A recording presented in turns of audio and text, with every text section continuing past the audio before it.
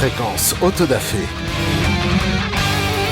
Un podcast proposé par Torquemama et Joseph Cap. Épisode 1. Et Dieu créa la femme. Bonsoir Torquemama. Bonsoir Joseph. Bon, alors épisode 1 enfin disponible.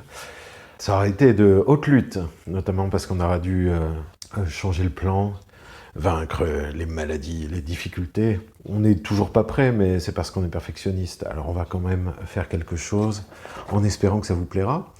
On allait commencer par le sujet de la femme dans le texte biblique, et puis en fait on s'est aperçu que de toute manière, étant donné qu'on n'est pas protestant, on ne peut pas juste se baser sur la Bible. En fait, la tradition, on en parlait dans l'épisode 0, ce à quoi les gens réfèrent normalement quand ils parlent de tradition, notamment de tradition catholique, ils parlent de la tradition apostolique, qui est l'explication au fur et à mesure du temps des textes bibliques, et on nous explique à chaque époque comment comprendre notre époque à la lueur des textes bibliques. Est-ce que je me trompe ? Non. Donc, c'est de cette tradition-là qu'on parle, et pas forcément d'autres traditions, comme par exemple comment faire le saucisson, ou le pain, ou le pinard, quoi. Il y a souvent une confusion, je pense, entre les deux mots tradition, et donc là, on va parler de la tradition avec un grand T, la tradition catholique, et au lieu de démarrer directement sur les textes bibliques, on va parler de théologie. Et alors, de qui on est obligé de parler en ce qui concerne la théologie au sujet des femmes ? De saint Thomas d'Aquin, qui a été un des théologiens les plus importants de l'histoire de l'Église, dont les textes ont accompagné la formation de tous les prêtres jusqu'à au moins le Concile de Vatican II. Après le Concile, saint Thomas a été mis à égalité avec d'autres théologiens. Donc on a relativisé un petit peu la pensée de saint Thomas. Les prêtres traditionnalistes aujourd'hui sont toujours formés avec la pensée de saint Thomas comme fil directeur. Et puis saint Thomas a été souvent attaqué par les féministes, il me semble. Oui, on prend des citations hors contexte comme souvent, ou même des fois en contexte, parce qu'on va le voir sur certains sujets, il va relever les mérites des femmes, sur d'autres, il va accentuer les défauts, un petit peu en fonction de ce qui est traité et de l'objectif de ses arguments. Donc on va voir saint Thomas, mais avant de voir saint Thomas, il va falloir voir un philosophe qui a beaucoup modelé la pensée de saint Thomas, c'est Aristote. Ok. Alors bon, saint Thomas, c'est un catholique. Oui. Mais Aristote, il n'est pas catholique.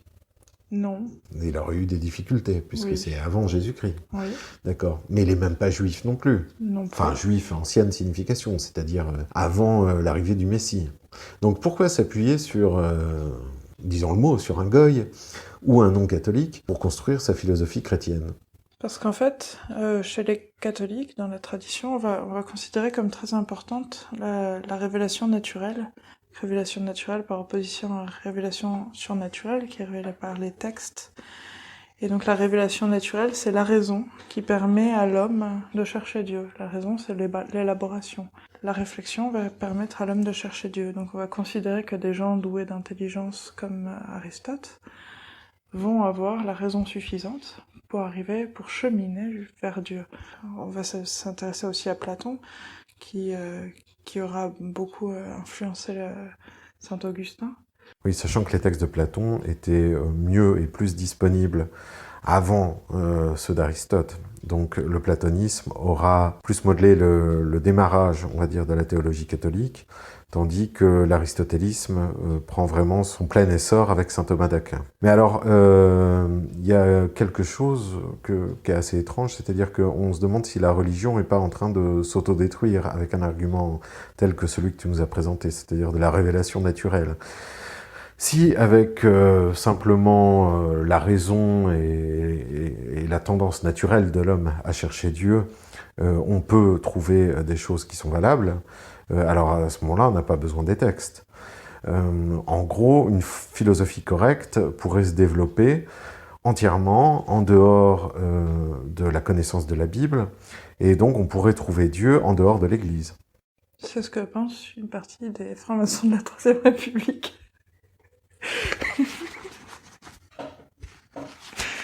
Oui, mais là, je parle des catholiques, évidemment, je parle pas des huluberlus. Oui, mais alors non. Je vais prendre une métaphore pour mieux expliquer. C'est une métaphore de Clément d'Alexandrie qui dit « La foi est greffée sur l'arbre de la philosophie, et quand la greffe est parfaite, alors le bourgeon de la foi se substitue à celui de l'arbre. Il grandit dans l'arbre et fait que celui-ci porte des fruits. » Avec cette métaphore, on voit bien l'idée. La philosophie est considérée comme un arbre non greffé. Un arbre non greffé, on en a tous vu dans la nature, ça peut soit ne jamais donner de fruits, soit donner des fruits absolument immangeables, mauvais, soit mettre des années avant de donner un fruit. Donc on va modeler la philosophie grecque avec la foi chrétienne, donc il y a des choses qui vont être changées. Par exemple, l'idée de l'éternité du monde va être supprimée, donc on va introduire la doctrine de la création ex nihilo. On va aussi affirmer la liberté humaine, défendre l'idée que le mal est un mauvais usage de la liberté. Il y aura plus de dualisme, plus de choses comme ça. Donc on va changer la philosophie grecque, on va la modeler avec la foi chrétienne. D'accord. Mais c'est marrant comme image, parce qu'en fait, ça tend à montrer que la religion est une sorte de parasite des cultures. Bien sûr, la religion n'est pas culturelle. La religion façonne les cultures, leur permet de devenir des cultures christianisées, mais il n'y a pas de culture chrétienne. Le christianisme n'est pas une culture. Donc il va y avoir des cultures christianisées, mais pas une culture chrétienne. D'accord. Oui, et d'ailleurs, on peut aussi imaginer du coup que la foi aurait pu se greffer sur une autre philosophie. Là, ça a été la philosophie grecque parce que c'est dans cette zone géographique que les choses se sont passées. On aurait pu imaginer, par exemple, que ça se greffe sur, je sais pas moi, la culture chinoise ou maori ou... Bien sûr, et c'est ce qui s'est passé d'ailleurs, lorsque les missionnaires sont allés dans les différentes contrées pour évangéliser, que ce soit en Afrique, en Asie, en Océanie, en Amérique. Ils se sont toujours inspirés de ce qui était présent, du terreau. Ils se sont beaucoup renseignés sur les légendes, ils ont appris les langues, et ils ont modelé ce qui était modelable. Enfin, le mythe de la tabula rasa complète, c'est pas catholique. Les catholiques ont rarement complètement détruit une culture. Je dis rarement parce que je connais pas d'exemple en fait où on a détruit complètement une culture. Je sais qu'on a beaucoup détruit d'idoles, d'objets pseudo-religieux ou religieux, mais pas détruit de culture. On a aussi, derrière cette idée de révélation naturelle et derrière cette idée de greffe sur les différentes cultures, on a aussi peut-être l'explication à ce qui se passe depuis Vatican II et qui choque beaucoup de catholiques qui se sont tournés vers la tradition. C'est-à-dire cet intérêt pour les autres religions et l'affirmation plus ou moins directe que ces autres religions peuvent nous permettre aussi d'arriver vers Dieu. Voilà, qui a, à mon avis, un humble avis de bonne femme, est une idée fausse, l'idée que les autres religions peuvent nous amener à Dieu. Les autres religions doivent être considérées comme des philosophies étrangères, donc peuvent être amendées pour devenir chrétiennes oui, mais éventuellement. c'est peut-être ce que cherchent à faire des papes comme Jean-Paul II ou François Ier, qui ont été fustigés âprement par les traditionalistes pour leur complaisance, on va dire, pour des religions qui sont fausses d'un point de vue catholique. Parce qu'en fait, les religions essayent d'avoir le même parasitage, et donc de s'exporter aussi le même parasitage sur les cultures. Donc, normalement, en tant que catholique, on peut pas laisser faire ça, puisqu'on a déjà eu du mal à avoir un certain parasitage du catholicisme sur notre culture. On va pas laisser d'autres religions venir apporter leurs mauvais fruits sur les cultures qui ont été christianisées. Ok, bon, on va arrêter parce que sinon ils vont nous prendre pour des darwinistes si on continue. On va revenir au sujet. Aristote et les femmes. On a vu qu'Aristote avait beaucoup influencé, à travers saint Thomas, la théologie catholique. Alors, forcément, on va y aller rapidement, grossièrement, ça va être sale. Qu'est-ce qu'on peut retenir d'Aristote à propos des femmes ? Principalement, ça vient de la physique d'Aristote, donc là où il parle des principes de la génération. La génération, c'est la reproduction. Voilà, comment est-ce que des animaux naissent d'autres animaux. Donc Aristote, faut le souligner, a une démarche très scientifique. D'ailleurs, il mettra à contribution les bergers autour de lui il allait demander si, quand ils ont eu un rapport et qu'en a découlé une fille, c'est le vent du nord ou le vent du sud soufflait. En gros, ou s'il y avait beaucoup d'humidité ou pas beaucoup. Puisque, selon ses conclusions, l'humidité, le vent, la météo, la pleine lune, tout ça, ça joue sur le fait d'avoir un homme ou une femme. Donc comment ça se passe? Selon ses observations, le sperme masculin rencontre le sperme féminin, donc on ne connaît pas encore l'ovule, hein, ça sera découvert au 19e siècle, mais on s'imagine déjà qu'il y a quelque chose dans la femme qui fait que le sperme masculin va pouvoir participer à une création. Sinon la femme, enfin, il y a des tribus en Afrique où on pense que c'est l'homme qui fait tout, hein, la femme n'est qu'un réceptacle. Mais c'est pas ce qui se passe dans la pensée grecque. Donc la femme est porteuse de quelque chose, l'homme est porteur de quelque chose. L'homme est porteur de ce qu'on appelle la forme ou l'acte, et la femme est porteuse de la matière ou de ce qu'on peut aussi appeler la puissance. Alors là, je me souviens juste un peu de mes pseudo-cours de philosophie grecque sur Coursera. La matière, c'est comme de la matière brute, comme par exemple un rondin de bois. Et la forme, c'est l'idée de la sculpture et comment le rondin de bois va être taillé pour donner une forme, par exemple une forme humaine, pour donner une sculpture d'être humain. Donc on pourrait dire que la femme, ça va être le côté de la matière et l'homme plutôt le côté de l'information, en termes modernes. Donc ça vient aussi de l'observation, c'est-à-dire que à ces époques-là, on était capable de voir le sperme, donc on était capable de voir qu'il y avait un mouvement. Dans la femme, on n'était pas capable de voir qu'il y avait un mouvement. On est aussi capable de voir que l'homme était plus fort par rapport à la femme, physiquement. On était aussi capable de voir que dans l'acte sexuel, l'homme a besoin d'une stimulation, il a besoin d'une érection. On n'était pas capable de voir que la femme a besoin d'une stimulation aussi, puisque de toute façon elle peut être forcée, donc elle est passive. Donc l'homme est actif, la femme est passive. Cette idée, de matière et de forme, va être reprise plus tard par saint Thomas. De ces observations, on va en déduire des prescriptions par rapport au rôle de la femme et au rôle de l'homme. Donc la femme va avoir un talent pour tout ce qui est domestique. L'homme va avoir un talent pour tout ce qui est travail à l'extérieur, guerre, gouvernement, gestion de la cité. Autre petite précision, parce que souvent les féministes qui aiment tacler un petit peu Aristote font une impasse sur cette précision, parce que c'est important, je pense. Quand on reprend Aristote et quand on reprend saint Thomas, on va avoir l'idée que la femme est comme un homme mutilé, c'est-à-dire qu'elle est arrivée par accident. Normalement, l'homme va reproduire sa propre forme. On va prendre l'idée de l'artiste qui, quand il fait une statue, va essayer de reproduire au plus près une statue de sa même nature physique. Et Aristote va prendre cette comparaison et dire que la femelle est comme un mâle mutilé. Les gens aujourd'hui vont dire que Aristote dit que la femme est un homme mutilé. Alors non, Aristote dit que la femme est comme un homme mutilé. C'est-à-dire que si on dit qu'il marche comme s'il était ivre, ça veut pas dire qu'il est ivre. La femme n'est pas un mâle mutilé, elle est comme un mâle mutilé, mais ça ne l'empêche pas d'être un être imparfait, un être non fini, un échec du mal à reproduire sa propre forme. C'est comme ça qu'on va justifier sa soumission à l'homme, soumission naturelle pour son bien, parce que comme elle est imparfaite dans tout, au niveau musculaire, elle n'est pas forme, elle n'est pas puissante. Elle n'a donc pas forcément de sensibilité comme les hommes, une sensibilité moindre, et chez Aristote, la sensibilité découle de l'intelligence. Donc pour son propre bien, il faut qu'elle soit dominée par l'homme. Dominée, pas comme un esclave. Hein, on n'est pas dans des relations de servilité, on ne considère pas que la femme doit être au pied de l'homme. Elle est considérée déjà par Aristote comme un compagnon. D'ailleurs, Aristote... Le meilleur ami de l'homme. Non, mais il va avoir quelque chose de très intéressant à dire, c'est-à-dire que l'homme et la femme ne s'unissent pas uniquement pour la procréation, mais pour la recherche de ce qui est indispensable à l'existence, et donc par coopération. Et donc vont finalement devenir des meilleurs amis. Et c'est cet état d'amitié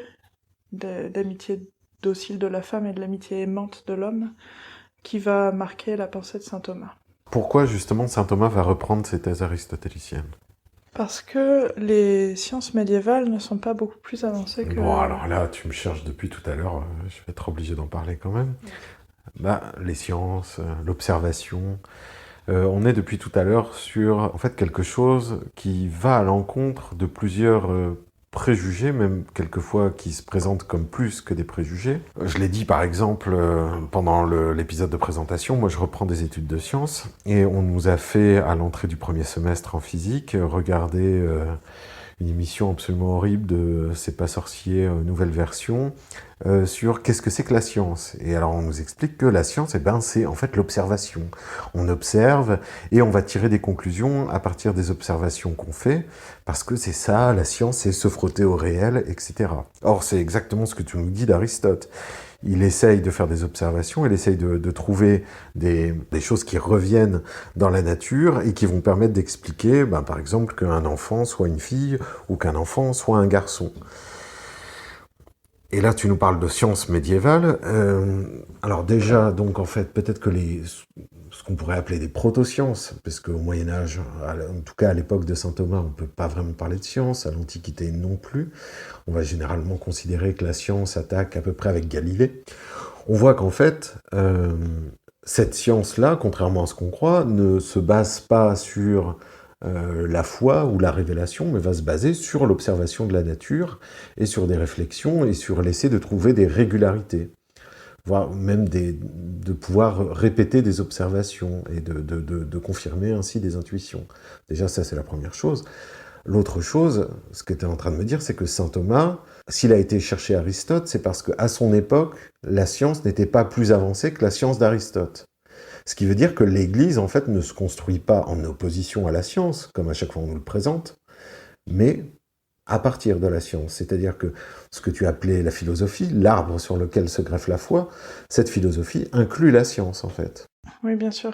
Alors j'aimerais juste relativiser un petit peu ça, c'est-à-dire que l'Église se base sur la science, oui et non, c'est-à-dire que pour tout ce qui est explication des phénomènes physiques, oui, bien sûr.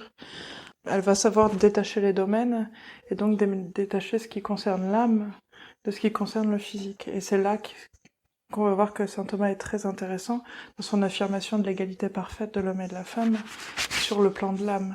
Peu importe toutes les considérations physiques, en fait c'est l'âme qui va être importante, et c'est le plan spirituel qui va l'emporter sur le physique. Ah, zut. Alors du coup, je t'ai fait aller un peu trop vite par rapport au plan. C'est pas grave puisqu'on va pouvoir élaborer. Mais oui, comme tu dis, la science naturaliste a beaucoup d'importance. On a un grand saint du Moyen-Âge, Albert le Grand, qui avait fait des expérimentations rigolotes pour savoir si effectivement, dans la nature, la femelle était soumise au mâle. Il se trouve que de ses propres observations, non. La plupart du temps dans la nature, en fait, c'est la femelle qui soumet le mâle.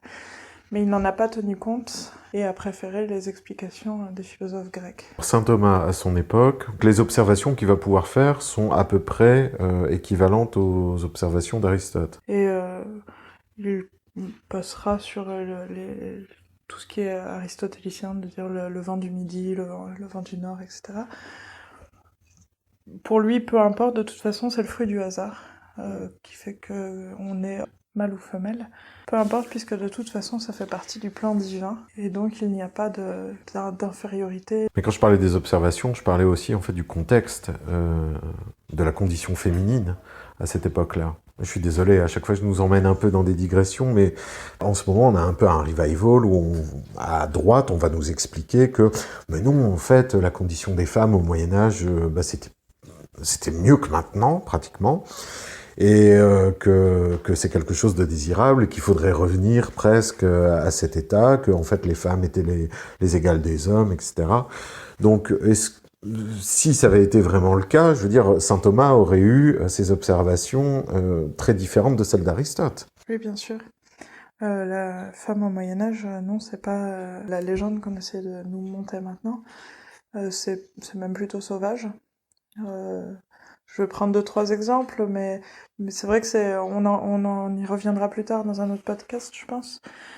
Donc il y a plusieurs droits en France, c'est très morcelé. Il va y avoir des droits dans lesquels le mari la possibilité éventuellement de taper sa femme à volonté si elle n'obéit pas. Le meurtre des enfants de sexe féminin n'est pas reconnu comme un meurtre dans certaines législations. Voilà, des choses comme ça. La répudiation a lieu jusqu'à très tard. Il faut vraiment une intervention de l'Église avec la création du sacrement du mariage pour essayer de remédier à ça. Donc non, la condition de la femme est vraiment pas Ouais, géniale. moi, je me souviens d'un truc, bon, c'est assez vague, c'est chez Muschenbleth, dans l'invention de l'homme moderne. Il parle d'une région du Nord, il me semble. Je suis désolé, j'ai pas le détail, ça me revient juste là maintenant, et j'ai oublié de faire ça pendant la préparation, mais où il explique en gros que dans cette région-là, il y a 2 tiers des jeunes hommes qui ont participé à au moins un viol collectif, et ça, je crois que c'est vers le 14e, 15e siècle, quoi. On a des études récentes de micro-histoire qui prennent des cas de village euh, où quand une femme était en veuvage ou quand une femme vivait en célibat, elle était souvent violée collectivement par les hommes du village pour lui montrer que soit elle devait être dominée par son mari, soit dominée par son père, sinon c'était une fille libre, une prostituée. Et C'est donc, très catholique, tout ça.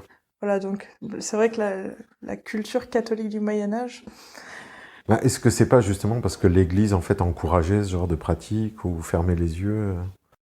non, pas vraiment, non.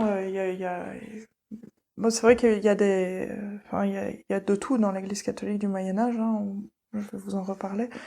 Il y a des gens qui vont considérer que la femme n'est même pas un être humain, hein, que la femme a une nature différente.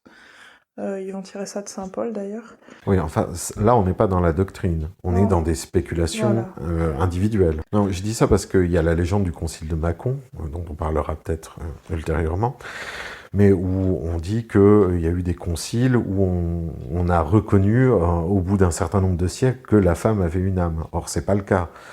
La doctrine de l'Église catholique par rapport à toutes ces choses-là est toujours restée claire. C'est-à-dire que le viol, par exemple, n'est pas quelque chose Oui, bien sûr. d'approuvé par le dogme catholique. Bien sûr, n'empêche qu'il y a quand même des personnes très importantes qu'on va retenir dans l'histoire et des textes desquels les gens qui soutiennent cette thèse vont tirer des citations. Par exemple, on a un moine italien, le moine Gratien, qui tient vers 1140 des propos qui discréditent assez bêtement la femme en disant que la femme n'a pas été faite à l'image de Dieu, d'où l'on comprend pourquoi la loi a voulu que les femmes soient soumises aux hommes et les épouses soient servantes de leur mari. On a même Tertullien qui accuse la femme d'avoir défiguré l'image de Dieu qu'est l'homme. Donc on a quand même, on en a des bons. Mais ils n'ont pas été retenus pour l'élaboration de la doctrine. C'est-à-dire que maintenant, quand on va regarder un texte, une lettre encyclique de Léon XIII, 19e siècle, on va pas retrouver Tertullien ou Gratien. On va retrouver du Saint Thomas, light, épuré de tout l'aristotélisme. D'accord. Donc alors revenons justement à saint Thomas. Et comme tu le disais, le fait qu'il va élaborer au-delà du plan physique, sur le plan spirituel, et où là, il va peut-être être assez éloigné de la caricature qu'auront faite les féministes des années 60 sur lui. Le baptême, par exemple, prouve que, ne serait-ce que la femme a une âme, mais qu'il y a une égalité avec l'homme, notamment du fait qu'elle va pouvoir administrer le baptême. Donc peut-être que les non-catholiques ne le savent pas, mais il faut savoir que en fait, toute personne baptisée peut donner le sacrement du baptême. Même si évidemment, on va faire en sorte que ce soit un prêtre qui donne ce sacrement. Mais des fois, il y a des cas d'urgence. Par exemple, quand il y a un bébé dont on voit qu'il va peut-être mourir juste après la délivrance, bon, bah, là, à ce moment-là, par exemple, la mère ou la sage-femme pourrait baptiser l'enfant pour lui permettre d'accéder au paradis au lieu d'être dans les limbes. Enfin, tout ça pour dire qu'il me semble que de ce point de vue-là, on voit bien que, et c'est un argument de saint Thomas, corrige-moi si je me trompe, on voit bien que l'homme et la femme sont de même nature et égaux sur le plan spirituel. Exactement. Le Christ est donc venu pour sauver les hommes et les femmes, et saint Thomas, quand il parle éventuellement d'une infériorité de la femme, on parle uniquement donc sur le plan physique. Et il va s'appuyer sur saint Augustin. Alors saint Augustin n'a pas toujours eu une pensée sur les femmes exceptionnelle. Certains parlent de la mauvaise influence de saint Augustin d'ailleurs. Mais saint Augustin dit quand même ne méprisez pas les hommes, car le Fils de Dieu s'est fait homme. Ne méprisez pas les femmes, car le Fils de Dieu est né d'une femme. Donc les deux sexes sont glorifiés de la même façon. Et c'est ainsi qu'on peut voir qu'ils sont tous les deux destinés à être sauvés dans l'incarnation. Oui, il y a même cette idée que si le Christ c'est un homme et pas une femme, c'est parce que de toute façon, il n'avait pas le choix. Il allait forcément naître d'une femme et pas d'un homme. Voilà. Parce qu'à l'époque, c'était pas encore assez progressiste, en fait. Et donc, pour pouvoir montrer que les deux sexes avaient l'accès au salut et participaient à la divinité, on va dire, pour montrer ça, eh ben, il a fallu que le Christ s'incarne en tant qu'homme. Pour faire la balance, parce que sinon, ça aurait fait trop de femmes dans l'histoire. Exactement. C'est d'ailleurs un argument de Pierre le Lombard, parce qu'il y a eu effectivement une question au Moyen-Âge, donc à l'île de la Cité à Paris, là où Pierre le Lombard enseignait la théologie, sur la possibilité du Christ féminin. C'est des questions qu'on se posait déjà au Moyen-Âge. Il y a même eu des questions sur des disputes sur l'accès au sacerdoce par les femmes. C'est pas une question qui est neuve. Oui, non, mais de toute façon, comme j'ai coutume de dire, le Moyen-Âge, en fait, est beaucoup moins imbécile qu'on le pense. Il faut juste considérer qu'à l'époque, on censurait des bouquins de philosophie sur les bouquins des nominaux, on appelait ça, on les enchaînait dans les bibliothèques. Aujourd'hui, on censure Dieudonné. Dit comme ça. Non, mais c'est vrai. Donc, faut comprendre qu'à l'époque, on s'énervait à propos de Grégoire de Rimini. Maintenant, on s'énerve à propos de Dieudonné. Donc, il y a quand même une marge. Il faut peut-être pas trop prendre ces gens-là pour des imbéciles, malgré les choses qui nous paraissent grotesques parfois dans ce qu'ils disent. Alors, j'aimerais juste faire une toute petite aparté, parce qu'on a parlé vite fait de saint Augustin, qui est très important, et surtout sur l'idée des femmes, parce que saint Augustin est quelqu'un qui va justifier pleinement vraiment au pied de la lettre toute la pensée de saint Paul, avec une pleine domination de l'homme sur la femme. Ce qui l'empêche pas de dire, quand même, saint Augustin, de reconnaître que, dans beaucoup de cas, la femme a des vertus supérieures à l'homme, et il prend l'exemple de sa maman, qui était une chrétienne mariée à un païen. Il écrit sur le fait que les femmes portent les coups de leur mari, qui les défigurent, etc. On voit que c'est une époque qui est vraiment violente, et qu'en fait, si la femme est dominée par l'homme, c'est pour son propre bien. C'est ce qui ressort de la pensée de saint Augustin, qui influence aussi un tout petit peu saint Thomas, mais beaucoup moins que Aristote. Alors, autre détail intéressant, donc on parlait de l'intelligence des gens du Moyen-Âge, mais des fois il y a aussi des choses qui sont complètement farfelues et dont on rigole un petit peu aujourd'hui. Dans son Contra Gentiles, saint Thomas s'oppose à ceux qui pensent que à la résurrection, tous les défauts doivent être supprimés pour que rien n'apparaisse d'imparfait sous le règne de Dieu. Et donc, que le sexe féminin sera supprimé des corps ressuscités.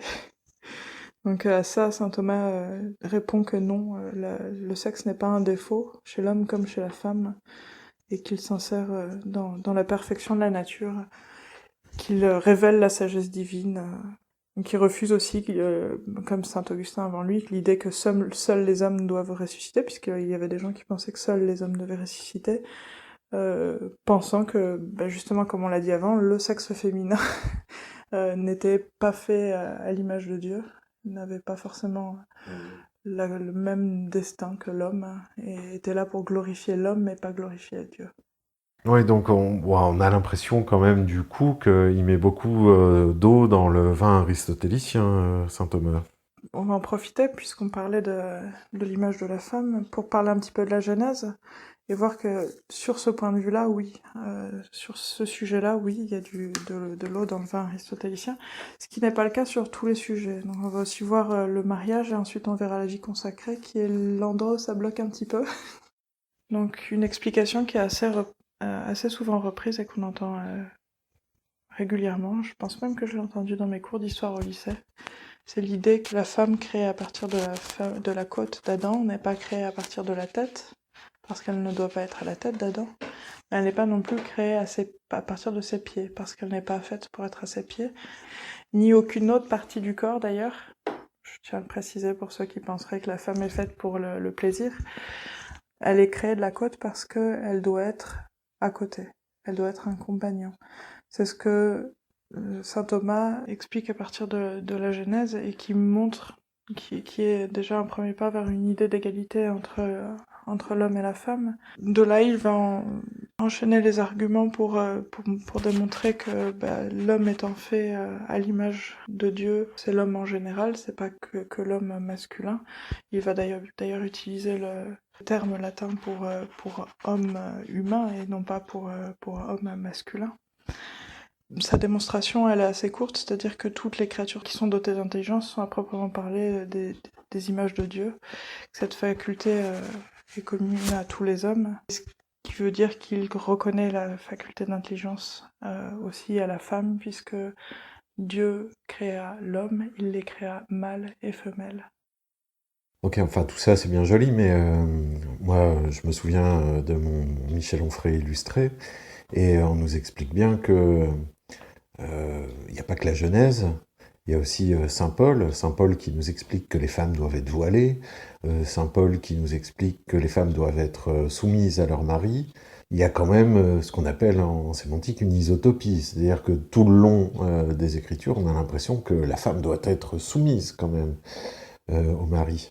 Citation de Saint Paul, soyez soumis les uns aux autres dans la crainte du Christ, que les femmes soient soumises à leur mari. Je vais arrêter là la citation, parce que généralement ça suffit. Mais justement, il faudrait la continuer pour l'illustration, en fait, et puis pour montrer ce qui va pas. Je la refais en entier. Soyez soumis les uns aux autres dans la crainte du Christ. Les uns aux autres. Que les femmes soient soumises à leur mari comme au Seigneur, car le mari est le chef de la femme, comme le Christ est le chef de l'Église, son corps dont il est le sauveur. Or, de même que l'Église est soumise au Christ, les femmes doivent être soumises à leur mari. Marie, aimez vos femmes, comme le Christ a aimé l'Église et s'est livré lui-même pour elle, afin de la sanctifier après l'avoir purifiée dans l'eau baptismale avec la parole, pour la faire paraître devant lui cette Église glorieuse, sans tache, sans ride, ni rien de semblable, mais sainte et immaculée. C'est ainsi que les maris doivent aimer leurs femmes comme leur propre corps. Voilà, donc je pense que c'est assez parlant pour ceux qui ont besoin d'expliciter. Je pense que le mieux c'est de revenir en arrière et de le faire lentement, réduire la vitesse de YouTube.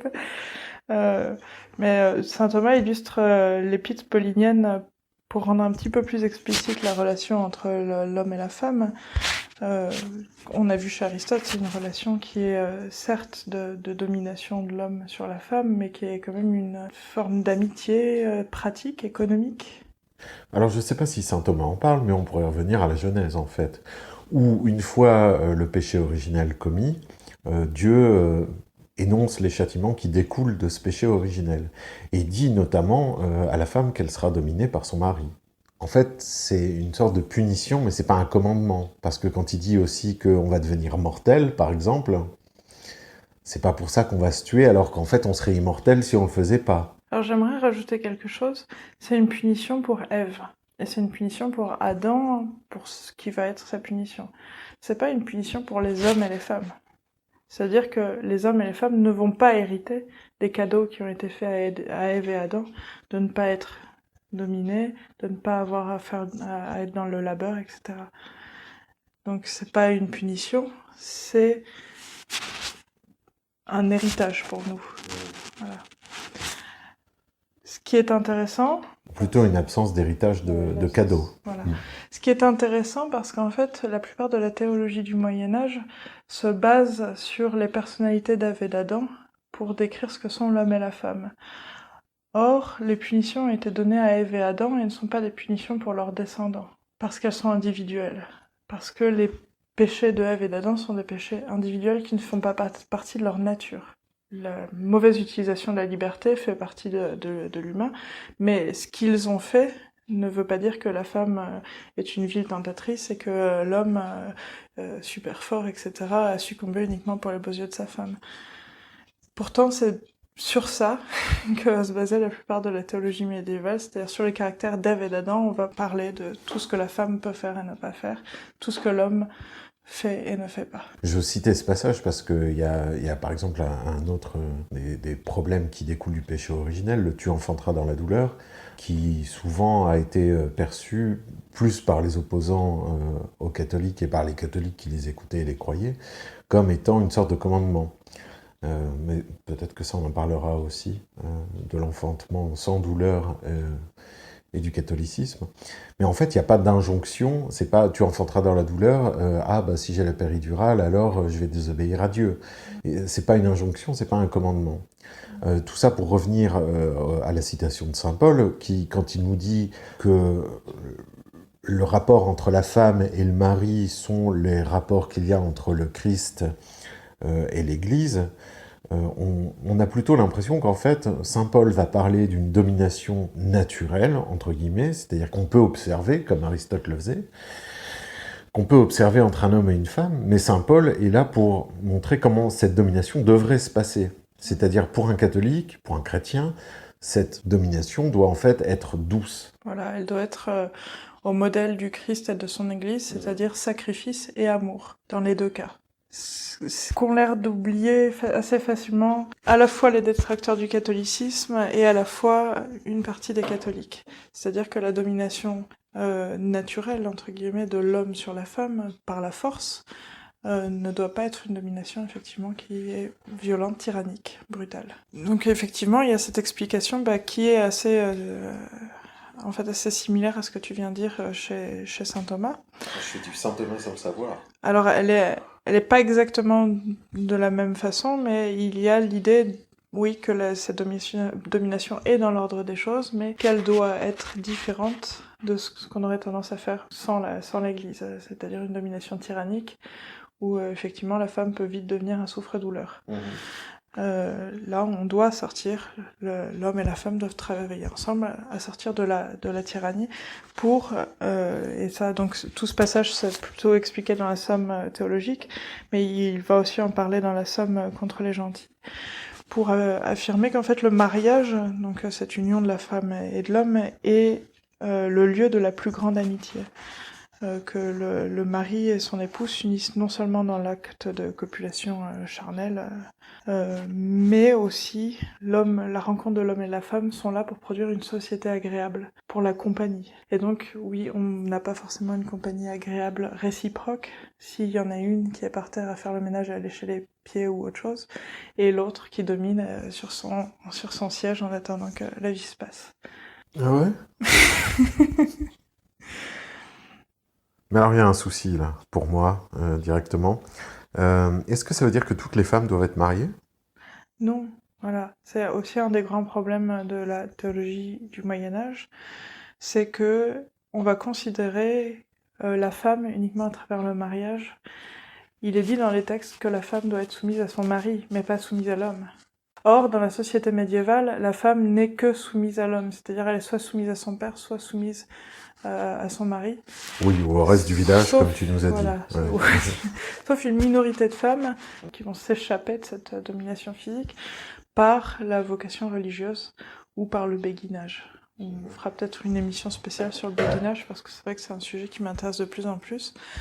La consécration à Dieu, c'est un autre sujet sur lequel saint Thomas voit une certaine égalité entre l'homme et la femme, tant qu'il s'agit d'une distinction entre les sœurs, donc les sœurs qui aident les frères par la prière ou par le travail. Pas d'égalité par contre pour ce qui est de la femme ordonnée prêtre ou de sujets qu'on a à l'époque contemporaine. Donc cette égalité vient du fait que dans la vie religieuse, dans la vie continente, donc où on refuse l'acte physique, ce refus de l'acte physique met l'homme et la femme sur le même plan. C'est certes quelque chose qui est plus difficile pour l'homme que pour la femme, c'est-à-dire que l'homme il va devoir lutter, puisqu'il est déjà le principe actif. La femme, elle va pas vraiment avoir à lutter contre la matière, mais peu importe ce combat, peu importe cette difficulté pour accéder à la continence, une fois qu'on y est, une fois qu'on est dans la vie religieuse, hommes et femmes sont à égalité.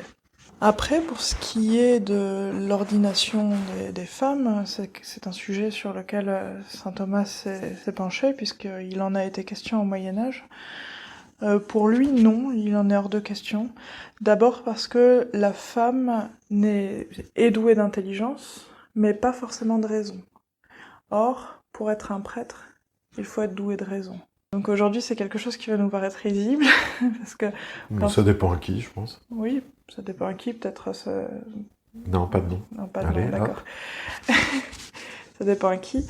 Mais donc voilà, saint Thomas fait cette distinction entre l'intelligence et la raison. C'est très important de saisir la différence entre les deux concepts. L'intelligence, c'est quelque chose où on acquiert directement la connaissance de Dieu en l'occurrence. Le raisonnement, la raison, c'est ce qui fait qu'on chemine, qu'on tâtonne, qu'on va chercher des arguments, qu'on construit un puzzle pour accéder à cette connaissance de Dieu. C'était la différence entre la foi et la raison au début de l'épisode dont on parlait. Donc c'est la différence entre Henri de Lesquen et ses standardistes. T'as dit pas de nom. Voilà, donc pour saint Thomas, la femme n'est pas forcément douée de raison. Après, c'est vrai qu'on peut se rappeler que saint Thomas n'a pas forcément fréquenté beaucoup de femmes. C'est un prêtre qui a été élevé dans l'église dès ses 5 ans et qui a eu affaire à sa mère qui a contrarié ses plans et à une prostituée et à ses sœurs, c'est tout. Voilà, donc son expérience de la femme est assez limitée quand même. Enfin, la prostituée en question et ses sœurs, il a... Alors sur la prostituée, il y a plusieurs légendes. Il y en a qui disent qu'il s'en est éloigné grâce à un tison, toute la nuit en garde. Il y en a qui disent qu'il lui a appris à écrire. Donc il y a plusieurs variantes. Mais, en tout cas, c'est là, en tout cas, le point commun avec les frangines, c'est qu'il aurait enseigné, on dit de lui qu'il aurait enseigné à ses sœurs ou à cette prostituée qu'on lui avait mis dans les pattes. Donc, s'il enseigne quand même à des femmes, c'est bien qu'il pense qu'on peut en tirer quelque chose. Oui, il pense qu'il y a une intelligence, mais il faut leur donner la raison. Elles ne sont pas là pour enseigner. Saint Thomas le dit, une femme ne doit pas être une prédicatrice, une enseignante publique. Elle peut à la maison, il n'y a pas de souci. Mais en public, non, parce que ça doit être solide, ça doit faire appel à la raison, et la femme n'a pas forcément de raison. C'est vrai que c'est probablement lié aussi au contexte culturel, où de toute façon, dans une société où les femmes ne sont pas éduquées, où les femmes sont dominées, peut-être qu'il n'a pas eu l'occasion de voir la raison féminine. Oui, c'est ça, c'est qu'au bout d'un moment, on observe des effets au lieu d'observer des causes, et du coup, on va peut-être tirer de mauvaises conclusions. Voilà. D'ailleurs, il y a des gens qui vont conclure la même chose dans certains podcasts en disant que les femmes qui sont aujourd'hui dans des postes à l'université font que la science devient chiante. J'ai entendu ça récemment dans un podcast. En fait, quand on regarde en détail, toutes les femmes ne sont pas dans des chaires de gender studies. Il y a beaucoup de femmes qui font des sciences dures et qui excellent dans ces domaines-là. Même pas que les sciences dures. Moi, j'ai le souvenir de très bonnes profs de linguistique, de syntaxe notamment, qui donnaient très mal à la tête, mais c'est tout. Ça rendait pas les choses chiantes, bien au contraire, c'était très stimulant. Des professeurs d'histoire, histoire grecque ancienne. Non, ça relève plus du préjugé, mais comme quoi, en fait, les pensées qui nous paraissent risibles ou grotesques à l'époque de saint Thomas... Elles sont toujours là. Par des hommes en plus qui n'ont pas forcément dépassé la première année de fac ou la deuxième année de fac, ou voire même qui n'y sont pas allés. Donc c'est vrai que c'est assez rigolo, qui sont dans des milieux où peut-être effectivement la femme n'est pas très élevée, mais l'homme non plus en fait. Asinum fricat, on apprenait à l'école. Bah apprends-le aux auditeurs. Bah, tout le monde sait ce que ça veut dire. Non ? L'âne frotte à l'âne. L'âne frotte à l'âne. Donc peut-être que les messieurs qui nous disent que les femmes sont chiantes sont tellement bêtes qu'ils ne peuvent fréquenter que des femmes qui sont bêtes. Bref. Voilà, donc c'est la première raison de saint Thomas. Il y en a une autre, c'est que si la femme accédait à la prêtrise étant la fonction supérieure puisqu'elle accompagne les brebis vers Dieu, ça anéantirait l'assujetion naturelle de la femme. D'accord, donc bon, quand même, il veut bien de l'égalité, mais il faut pas déconner trop non plus. Voilà, c'est-à-dire que sur les sujets qui le concernent, quand son orgueil est un petit peu placé, faut pas... voilà.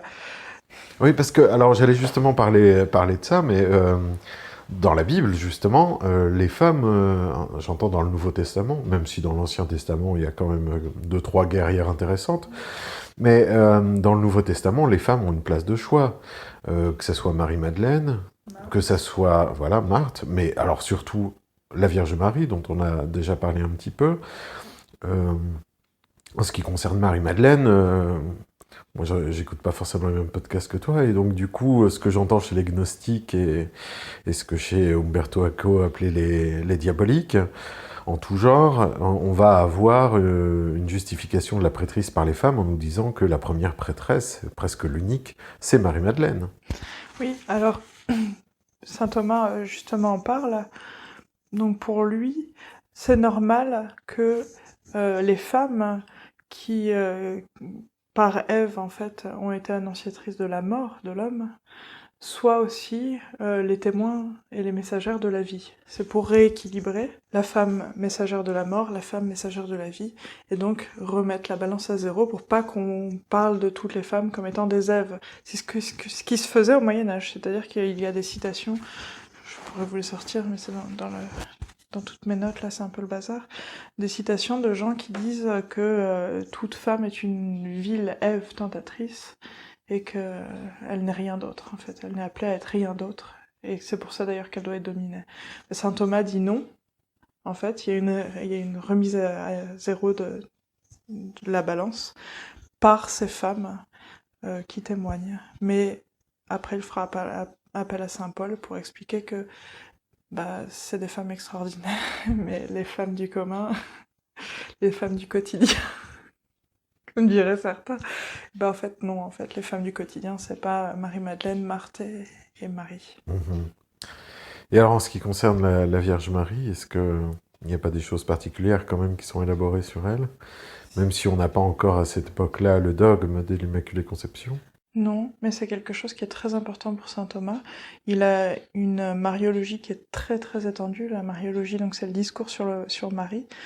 Donc là où au Moyen-Âge encore certains affirmaient que le fait que Marie puisse porter l'enfant de Dieu soit le plus grand des miracles parce que en fait une femme n'en serait pas capable, saint Thomas vient dire non, parce qu'en fait les miracles ne peuvent pas aller contre la nature. Oui, alors ça c'est quelque chose qu'on ne sait pas forcément, même quand on est catholique, c'est que le miracle n'est pas un viol des lois physiques ou des lois naturelles.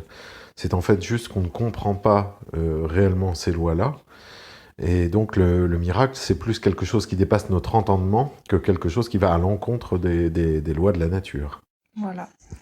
Donc comme le miracle ne peut pas aller contre la nature, Dieu ne va jamais contre la nature, Marie, et par là toutes les femmes, sont capables d'avoir les grâces nécessaires au destin qui leur est donné. Donc Marie est une femme comme les autres. Il va aussi dire qu'elle est comme tous les hommes. On a quand même bien élaboré sur le sujet. Est-ce qu'on voit quelque chose à rajouter, quelque chose pour conclure ? Oui, on peut conclure en disant que malgré son aristotélisme, saint Thomas est loin d'être la caricature qu'on en fait. Il est beaucoup plus modéré, on va même trouver dans ses textes. D'ailleurs, j'invite les auditeurs à se renseigner, si jamais ça les intéresse, aller sur le site docteurangélique.free.fr ou quelque chose comme ça. Mais enfin, on tape Docteur Angélique dans la barre de recherche et ça y amène. Il y a un texte de 33 pages, je crois, sur saint Thomas et les femmes, qui est très détaillé et où on relève des petites contradictions, où on va beaucoup plus dans le détail que ce qu'on vient de faire, qui est très intéressant et puis qui apporte des perspectives un peu plus modernes, un petit peu plus contemporaines, on va dire. Voilà, donc saint Thomas va être capable de distinguer le plan physique et le plan spirituel, et on peut quand même dire que sur le plan spirituel, chez saint Thomas, l'homme et la femme sont complètement égaux devant Dieu, ont le même rôle à jouer dans le salut de l'humanité, et c'est ce qui compte pour un chrétien en fait. Et qu'au sein du mariage, cette domination est en fait une domination qui doit être adoucie par rapport aux tendances naturelles de l'homme. Voilà. Ok. Voilà, bon, je crois qu'on a fait suffisamment le tour pour un premier épisode. On pourrait mettre des références, j'imagine, dans la description. Oui, voilà. Peut-être qu'on va mettre le lien dont tu parlais. Voilà, quelques livres, voilà, si jamais ça intéresse des gens de se pencher un petit peu plus sur la question. Comme ça, vous pourrez aller chercher des sources et des commentaires. Voilà. Alors, ça sera quoi le sujet du prochain podcast ? Autant l'annoncer, comme ça, on va faire la surprise en traitant certainement un autre sujet la prochaine fois. Voilà. Donc j'aurais aimé faire un petit podcast sur l'histoire des femmes au Moyen-Âge. C'est un sujet très vaste, hein. La France est morcelée, c'est une époque très longue, il y a des droits différents un peu partout, mais avoir un aperçu de ce que c'est la femme au Moyen-Âge, pour ensuite parler dans un autre podcast du sacrement du mariage et de pourquoi est-ce qu'il a été établi, pourquoi est-ce que le sacrement du mariage protège la femme. Teasing. Parce que le sacrement du mariage n'est pas là depuis le départ ? Non. D'accord. Et puis, alors pour ce qui relève on va dire, des aspects purement techniques, vous pouvez l'entendre, le son est encore assez ignoble et ça demande beaucoup de travail de le traiter. Donc, ça va influencer évidemment sur la cadence des épisodes qu'on va être capable de fournir. On va aussi monter normalement dans la semaine qui vient les pages de réseaux sociaux où vous pourrez garder le contact et partager notamment les émissions qu'on produit. Voilà, en espérant que ça vous aura intéressé. Merci Torquemada. Merci Joseph. Bonne soirée. Bonne soirée. Je sais bien que c'est pas tous les jours rigolo de travailler pour un type comme Marat, mais au moins ça me donne l'impression d'exister. Dans ce pays où les femmes ont juste le droit de torcher le cul des mômes et préparer la soupe pour leur Jules. C'est vrai, nous en avons longuement parlé au comité socialiste. Mais si notre grand projet aboutit, en premier lieu, nous nous occuperons de la condition féminine. Et alors j'aurai besoin de vous, Charlotte. Vive la République, mon repris.